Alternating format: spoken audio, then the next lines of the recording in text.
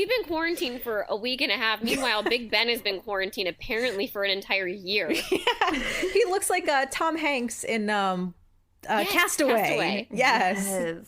I was frightened. I was like, who is this man? I didn't recognize him. I feel like he finally looks like what he's always looked like in my head. Yes, you're right.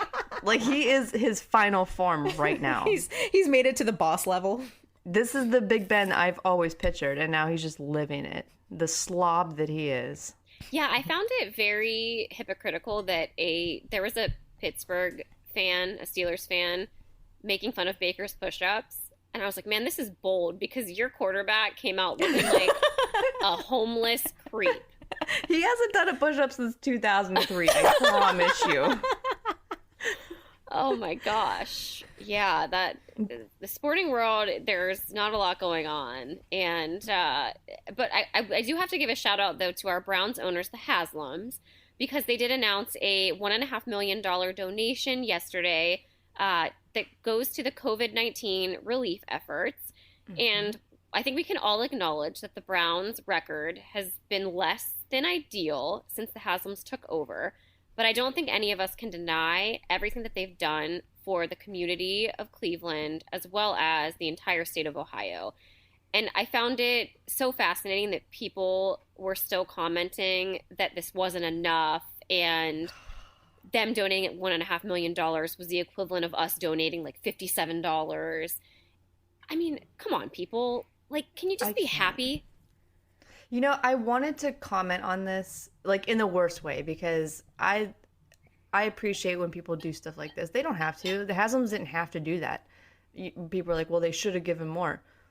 They could have given nothing at all. Exactly. So you're sitting here complaining about this, but then I think about, like, the state of our, like, country, and, you know, there's, like, this political revolution of like socialism and stuff, and like, yeah, let the rich people pay for it. And I'm not totally against that, so I'm like, you know what, I'm just gonna sit this one out. Thank you, Haslam, for giving what you did. Thank you. I mean, and also, if you've ever worked for a charitable organization, or if you've ever raised money for anything, it's like the every dollar counts kind of mentality. Like, I remember even like being with the Girl Scouts and selling cookies. I remember so many times you'd go to somebody's door and they would say, well, I don't really want any cookies, or, you know, it's $4.50 for a box is more than I can afford, but I have $1 here.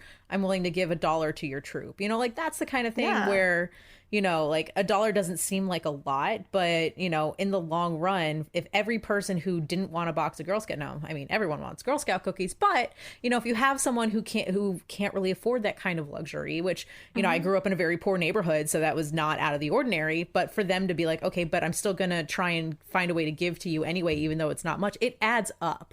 Yeah, it really does. So, absolutely. I mean, you know, it's the whole, you know, every penny counts kind of mentality. Yeah, and it's nice to see people stepping up. And again, they don't have to do this. Nobody is telling, you know, all the rich people, hey, you guys got to put your money together and fix all this. They don't have to. Haslam's could have sat back and just said, oh, you know what, take care of yourselves. So, you know, Haslam's, Dan Gilbert took care of people in Cleveland during I mean, you know, we're seeing them show up. Well, well, I mean, you brought up Dan Gilbert, but it was really funny because, like, a lot of these NBA owners, I feel like they weren't, you know, outside of Gilbert and maybe Mark Cuban, like, they weren't really going to take care of the hourly employees, like, at their arenas and within their organization. And then all of a sudden, you know, Kevin Love donates $100,000, and then another NBA player donates $100,000, and all of a sudden, these players, you know, around the NBA are donating to the workers that help run the arenas during games, and then the owners are like, oh, well, this is embarrassing for us, so I guess we better take care of our people, you know? Like, the Haslams didn't need to be embarrassed into donating $1.5 million. No, but I don't feel like Dan Gilbert did it because he was embarrassed. I think in my mind, like, I said this when it happened. I was like, I never questioned whether or not he would do it. Like, to me, that's just something Dan Gilbert would do. And he did it. And I don't think it was because he felt pressured into doing it, or, you know, he felt like, oh, this is going to make me look bad if Kevin Love gives them money and I don't.